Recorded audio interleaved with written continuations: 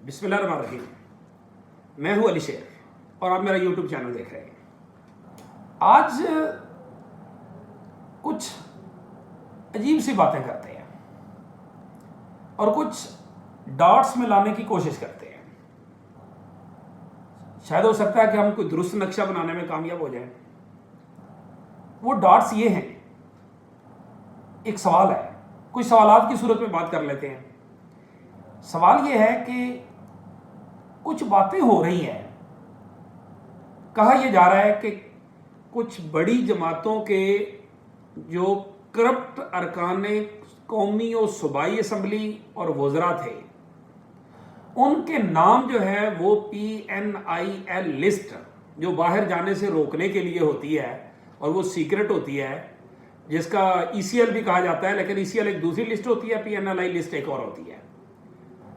اس میں ایسے لوگوں کے نام ڈالے جا رہے ہیں جن کے بارے میں مبینہ طور پر کرپشن کے مشہور الزامات تھے, یا بعض کیسز تھے, یا بعض فائلیں تھیں, یا بعض ثبوت تھے, یا وغیرہ وغیرہ وغیرہ. ایک مقدمہ ایسا ہوا ہے جو سابق وزیر اعظم شہباز شریف کے ایک قریبی شخص پہ ہوا ہے, اور اس کا تعلق بھی کرپشن سے ہے. یہ عجیب سی بات لگ رہی ہے. اب اس کے ساتھ تھوڑا سا جوڑ کے پڑھا جائے خواجہ آصف کے اس بیان کو کہ میاں نواز شریف اس وقت تک واپس نہیں آئیں گے یا انہیں نہیں لائیں گے جب تک رسک زیرو نہ ہو جائے. تو اس کا کیا مطلب ہے؟ کہیں یہ بھی کہتے ہیں کہ کہیں بیلنس کرنے کے چکر میں پھر ان کے ساتھ کوئی اس طرح نہ کر دیا جائے. تو یہ وہ کس کو کہہ رہے ہیں؟ چیف جسٹس سمرتا بندیال کو اور قاضی فائز عیسیٰ صاحب کو. ان تمام چیزوں کو اگر ہم جوڑیں تو اس کے پیچھے کچھ پولیٹیکل حالات بھی ہیں. پولیٹیکل حالات یہ ہیں کہ اس بات میں تو کوئی شک نہیں کہ سن 2002 سے لے کے ایٹ لیسٹ اب تک جو جمہوریت چلی ہے, جو اسمبلیاں چلی ہیں, تو ان میں تمام ہی جماعتوں نے ڈیلیور نہیں کیا. لوگ ان سے مطمئن نہیں ہیں. وہ PTI تھی, وہ بھی آزمائی جا چکی. وہ کاف لیگ تھی 2002 سے 2008 تک, وہ بھی آزمائی جا چکی. پیپلز پارٹی بھی آزمائی جا چکی. نون لیگ بھی آزمائی جا چکی. اب یہ چاروں بڑی پارٹیاں آزمائی جا چکی ہیں, ڈیلیور تو کیا نہیں. لوگ تو پھر مطمئن نہیں ہیں. کسی کا کتنا حصہ ہے, میری مراد اداروں کا, ریاستی اداروں کا, انہوں نے کس کو سپورٹ کیا, کس کی مخالفت کی, کس کو اقتدار میں بٹھایا, کس کو اقتدار پہ چڑھایا, وہ باتیں اپنی جگہ. لیکن یہ ایک حقیقت ہے کہ ان کی وجہ سے ان اداروں کی بھی توہین, تذلیل, تنقید, پبلک کی نفرت کہ یہ لائے تھے. پہلے عمران خان کی وجہ سے ہوئی, پھر ان کی وجہ سے جنہوں نے 13,000 ارب قرض لے لیا 16 ماہ میں, تو وہ سارا کچھ بھی ہوا. مہنگائی بھی اپنے عروج پہ چلی گئی. تو اب وہ جو ایک فاصلہ پیدا ہوا, جس کو جتنا بھی ڈینائی کیا جائے لیکن ایک حقیقت ہے, اس فاصلے کو کم کیسے کیا جا سکتا ہے.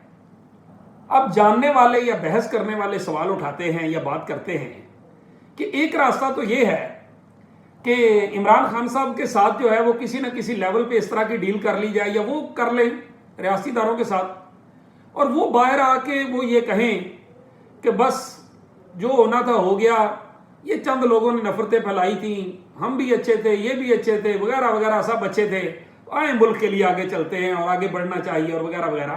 تو اس سے وہ جو ایک نفرت کی فضا ہے, دوریاں ہیں عوامی سطح پہ, وہ ساری کی ساری یکدم بڑی حد تک وہ ڈیکریز ہو جائیں گی.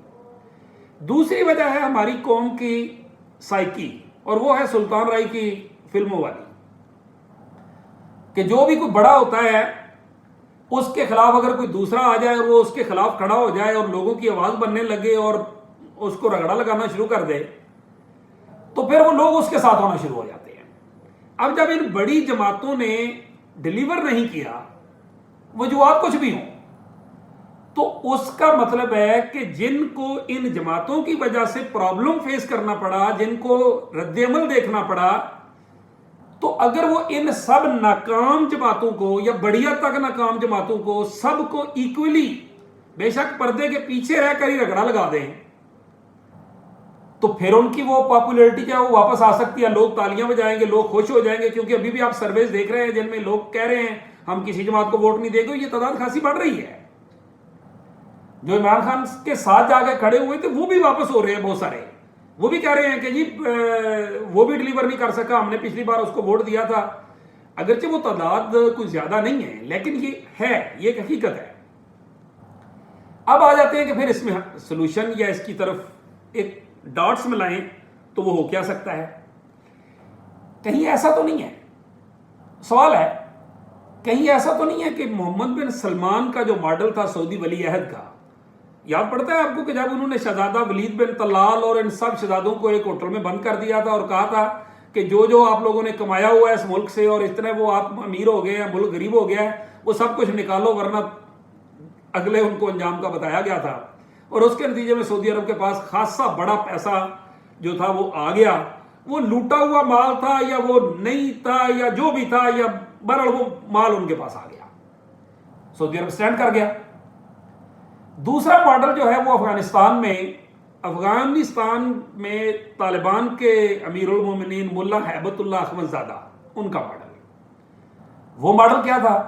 اس ماڈل میں بھی جس طرح محمد بن سلمان کے ماڈل میں آئین, قانون, اخلاق, عدالت کچھ بھی نہیں تھا, صرف طاقت تھی اور حکم تھا. اسی طرح افغانستان میں ملا ہیبت اللہ کے ماڈل میں بھی یہی ہوا. افغانستان جیسے غریب ملک کے 9-10 ارب ڈالر امریکہ رو کے بیٹھا ہوا ہے, لیکن وہ خطے کی تیز ترین ترقی کرتی ہوئی ہمارے جیسے ملکوں کے حساب سے وہ معیشت بن گئی ہے. اور یہ عالمی ادارے کہہ رہے ہیں, کوئی دوسرا تیسرا نہیں کہہ رہا. وہ خواتین پہ ان کی پابندیاں, تعلیم وغیرہ کے معاملے پہ اعتراضات اپنی جگہ, لیکن معیشت کے اعتبار سے ان پہ اعتراضات نہیں ہیں.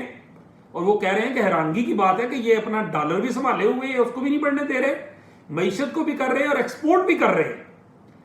وہ ایک بڑا وہ ہے.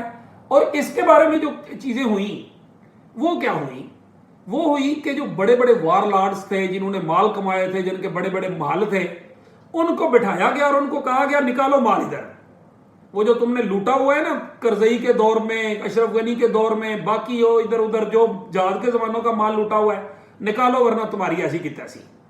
وہ مال بھی نکالا گیا. پھر ان کو جو چھپے ہوئے ڈالر ملے پنجشیر کے علاقے سے, وہ بھی ان کو بڑی سپورٹ مل گئی. چائنا کی انویسٹمنٹ اور آئل کمپنیوں والا معاملہ وہ بھی ایک اچھا ہو گیا. لیکن ایک بڑا کردار جو تھا وہ ان کے اپنے لوگوں کا لوٹا ہوا جو مال تھا وہ انہوں نے لیا, اسے بھی بڑی سپورٹ مل گئی. تو اب اس سچویشن میں کہیں ایسا تو نہیں ہے کہ پاکستان میں بھی کوئی ایسا ہی ماڈل کسی پردے کے پیچھے رہتے ہوئے, یا کیونکہ اب بھی جو کچھ ہو رہا ہے, کوئی مانے نہ مانے, سچ یہ ہے کہ جو کچھ بھی اب ہو رہا ہے, کون سی عدالت, اخلاق, قانون کس کے تحت ہو رہا ہے؟ کچھ بھی نہیں. جہاں سے ہو رہا ہے سب کو پتا ہے, جو ہو رہا ہے سب کو پتا ہے. تو اس لیے کہیں ایسا تو نہیں ہے, ڈاٹس ملائیں کہ آنے والے دنوں میں کوئی اس طرح کا سعودی عرب کا لوٹا مال نکالو یا افغانستان کا لوٹا مال نکالو ماڈل جو ہے وہ پاکستان میں بھی لگنے والا ہے, تاکہ لوگ تالیاں بجائیں کہ ہاں جی انہوں نے تو سب کو رگڑ دیا. معیشت میں بھی مال آ جائے گا, باقی چیزیں بھی ہو جائیں گی. وہ بے شک اداروں کے ذریعے ہو. ڈاکٹر شمشاد اختر ایک سخت عورت ہیں, اچھی وزیر خزانہ ہیں, ان کے ذریعے بہت کچھ جو ہے وہ جو لوگ نہیں دیتے تھے, جیسے اب کتنے لاکھ بجلی اور گیس کے میٹر ہیں اور ٹیکس کتنے دیتے ہیں کمرشل, اسی طرح باقی 1% ٹیکس جو ہے وہ ہمارے ملک دیتا ہے, ان کو بھی سپیڈ لگائی جا سکتی ہے. تو ہو سکتا ہے کہ شاید کوئی اس طرح کی چیز جو ہے وہ ہو رہی ہو سکتی ہو, سوالات بھی ہو سکتے ہیں, لیکن کچھ کہیں اس طرح کی اطلاعات جو ہیں وہ کچی پکی کہیں کچھ چل رہا ہے. آپ بھی ڈھونڈیے, ہم بھی ڈھونڈیں گے, مزید آگاہ کریں گے جو ملا. ایک اور چیز وہ ہے کہ کل چیف جسٹس صاحب پاکستان نے پوچھا الیکشن کمیشن سے کہ الیکشن کب کرا رہے ہیں, تو وہ جو وہاں پہ ڈی جی لا صاحب تھے انہوں نے کندھے اچکا دیے, پتہ نہیں کب کرا رہے ہیں. اور آج مارننگ میں ملاقات ہوتی ہے دونوں چیفوں کی, یعنی چیف الیکشن کمیشنر اور چیف جسٹس پاکستان کی, اور پچھلے ٹائم میں چیف الیکشن کمیشنر صاحب اعلان کر دیتے ہیں کہ نئی حلقہ بندیوں کے بعد الیکشن ہوں گے, اور دسمبر کے مڈ کا دے دیتے ہیں کہ اتنا ٹائم یہ لگے گا, اور پھر اس کے بعد اور وہ سارا کچھ وہی فروری اور مارچ کے قریب کا وہ ٹائم جو ہے وہ الیکشن کا بنتا ہے. تو کیا اس میٹنگ کے بعد یہ اعلان کیا جانا خود سوالیہ نشان نہیں ہے کہ اس کا مطلب ہے کہ بظاہر اس کا مطلب ہے کہ چیف جسٹس پاکستان نے اس پہ مہر لگا دی ہے کہ جسٹ گو ہے, اور کیا اس دورانیے میں کہیں کچھ اور بھی ہونے والا ہے جس کی وجہ سے یہ ہوا ہے؟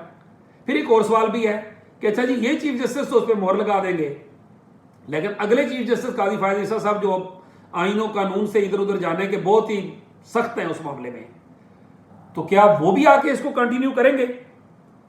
وہ بھی ایک امپورٹنٹ ایک چیلنج یا سوال ہوگا. بہرحال اگلی بات امپورٹنٹ کہ کل نیب کا وہ کیس، نیب ترمیم والا کیس بھی لگ گیا ہے. اب یہ میں آپ کو اس بات پہ اس لیے لایا ہوں تاکہ آپ کو جاتے جاتے یہ کڑیاں ملتی ہوئی نظر آئیں. یہ جو نیب کا کیس لگ گیا ہے، فرض کر لیتے ہیں عدالت کو پتہ ہے کہ کیا کرنا ہے، اگر نیب کی ترامیم عدالت اڑا دیتی ہے تو یہ ساری جتنی مرغیاں ہیں جو بھاگی ہوئی تھی وہ ساری پنجرے کے نیچے نہیں آ جائیں گی. اور اگر یہ پنجرے کے نیچے آ جاتی ہے اور وہ ترمیم اڑ جاتی ہے تو پھر ذرا جوڑیں کہ محمد بن سلمان ماڈل اور ملا ہیبت اللہ ماڈل اور ادھر سے نیب ترامیم کا وہ ٹوکری کے نیچے سے وہ رسی اور ڈنڈے کا نکل جانا، تو اس سارے کو ملا کے ذرا دیکھیں تو اس کے بعد دیکھیں کہ منظر کیا بنتا ہے. دیکھتے ہیں کیا ہوتا ہے. لیکن جاتے جاتے وہ ایک وفاقی کابینہ بھی بنی ہے، اس کی بھی چھوٹی سی بات کاری لیں کہ وہ بھی ایک خبر ادار ہے. بہت سے لوگ اس میں اچھے پروفیشنل لوگ شامل کیے گئے ہیں اور امید ہے کہ بہتر کوشش کریں گے. لیکن وزیر اطلاعات جو سولنگی صاحب بنے ہیں ان کے لیے بہرحال ایک مشکل ٹاسک ہے آنے والی مہنگائی اور ان تمام چیلنجز کو مرتضیٰ سولنگی صاحب کے لیے ان کو ڈیل کرنا یا ان کا دفاع کرنا یا جو بھی کہہ لیں. باقی دیکھتے ہیں آگے کیا ہوتا ہے. اسی کے ساتھ مجھے دیجیے اجازت. اللہ حافظ.